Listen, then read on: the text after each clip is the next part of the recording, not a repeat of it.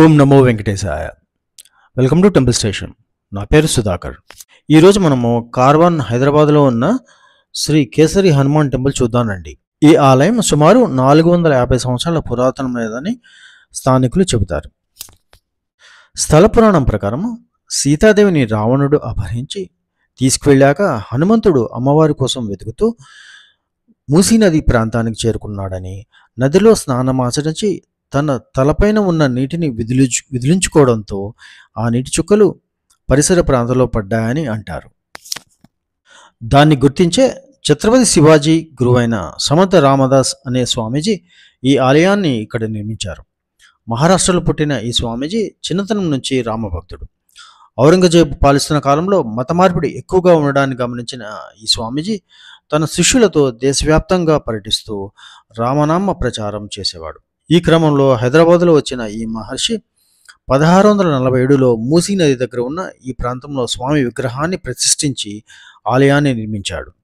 హనుమంతుడు బ్రహ్మచారి కనుక ఇక్కడ స్త్రీలకు గర్భగుడిలోకి ప్రవేశం ఉండదని, అయితే ఏ ఇబ్బంది లేకుండా స్వామివారిని కిటికీలోంచి చూడవచ్చని చెబుతారు.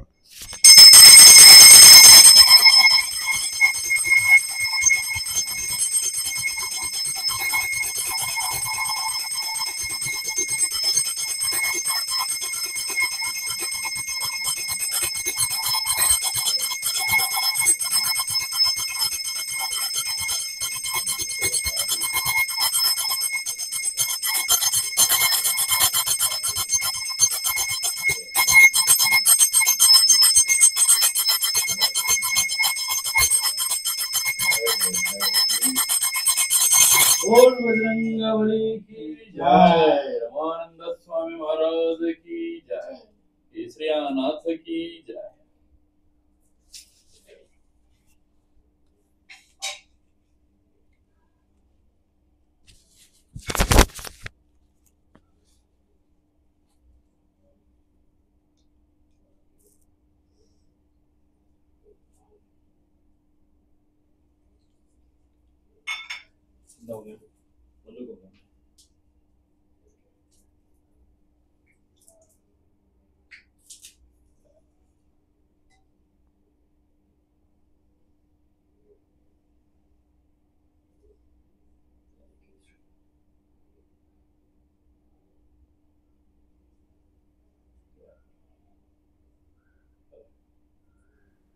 పురుషులు కూడా ఈ గర్భగుడిలో ప్రవేశించాలంటే వాళ్ళ యొక్క షర్టు, బనీను, బెల్ట్ తీసి ప్రవేశించాల్సి ఉంటుంది.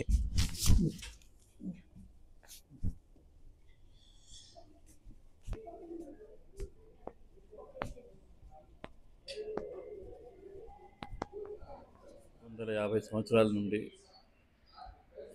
కేసరి హనుమాన్ సంస్థానం సమర్థ రామదాస్ స్వామి గారు స్థాపించిన ఆలయం. శివాజీ గురువు గారు ఇక్కడ ప్రత్యేకం అంటే ప్రతి చోట ఆంజనేయ స్వామికి సింధూరం పెడతారు. ఇక్కడ గంధంలో కుంకుమ పువ్వు వేసి ఆంజనేయ స్వామికి ఆ లేపనంతోనే అభిషేకం జరుగుతుంది. ఆ కేసరి పెడతారు కాబట్టి కేసరి హనుమాన్ అని ప్రసిద్ధి. లోపల 5 దీపాలు, లోపల 5 ఆవు నెయ్యితోని 5 దీపాలు అఖండం 365 రోజులు నడుస్తూ ఉంటాయి.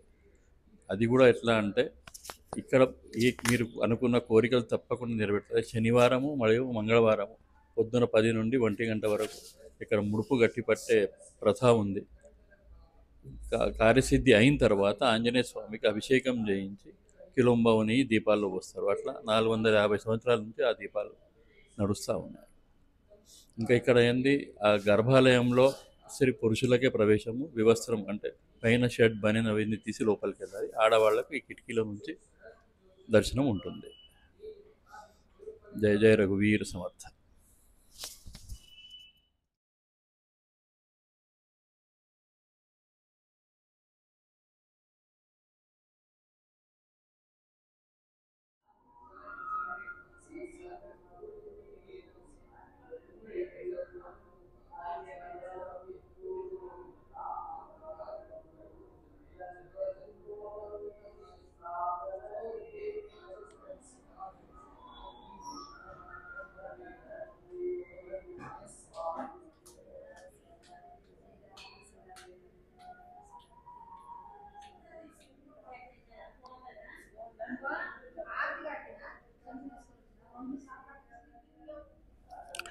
ఇప్పటికీ ఈ ఆలయ బాధ్యతలన్నీ శ్రీ రామదాసు స్వామీజీ వంశస్థులే చూసుకుంటున్నారు. ఇక్కడికి వచ్చే భక్తులు మనసులో ఏదైనా కోరిక ఉంటే వారు మంగళవారం లేదా శనివారం నాడు ముడుపు కట్టి స్వామి చేత ఉంచుతారు. తమ కోరిక తీరాక నెయ్యిని ముక్కుగా చెల్లించుకుంటారు. అలా భక్తులు చెల్లించిన నెయ్యితోనే దీపారాధనకు నైవేద్యానికి ఉపయోగిస్తారు. మనం ఇంకోటి గమనిస్తే కనుక స్వామి పాదాల నుంచి నీరు ఊరడం మనం చూడవచ్చు. సర్వరోగ నివారణ అయిన ఆ నీటిని ఎప్పటికప్పుడు సేకరించి భక్తులపైన చల్లుతారు. ఇక అఖండ ద్వీపం అంటే నిరంతరం వెలుగుతూ ఉండడం. ఈ ఆలయం లోపల నీతితో వెలిగించిన 5 అఖండ దీపాలు కనిపిస్తాయి. వాటిని ఏడాదిలో 363 రోజులు మాత్రమే ఉంచి తర్వాత మళ్ళీ కొత్తవి వెలిగిస్తారు. దేశవ్యాప్తంగా హనుమంతుడి ఆలయాలు చాలా ఉన్నా ఈ గుడిలో కొలువైన స్వామి కిటికీలోంచి కనిపిస్తూ దాసాంజనేయుడిగా పూజలు అందుకుంటున్నాడు. ఇక్కడికి వచ్చిన తర్వాత అనారోగ్యాలు నయమయ్యాయని, తమ కోరికలు నెరవేరాయని భక్తులు చెప్పడం విశేషం. స్త్రీలు కిటికీలోంచి మాత్రమే దర్శించుకుంటే పురుషులు నేరుగా గర్భగుడిలోకి ప్రవేశించి దర్శనం చేసుకోవచ్చు.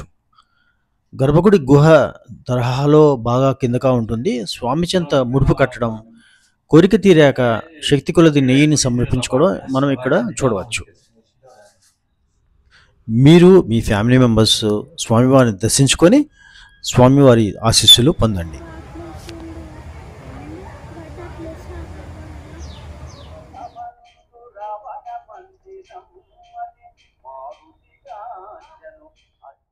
జై శ్రీరామ్.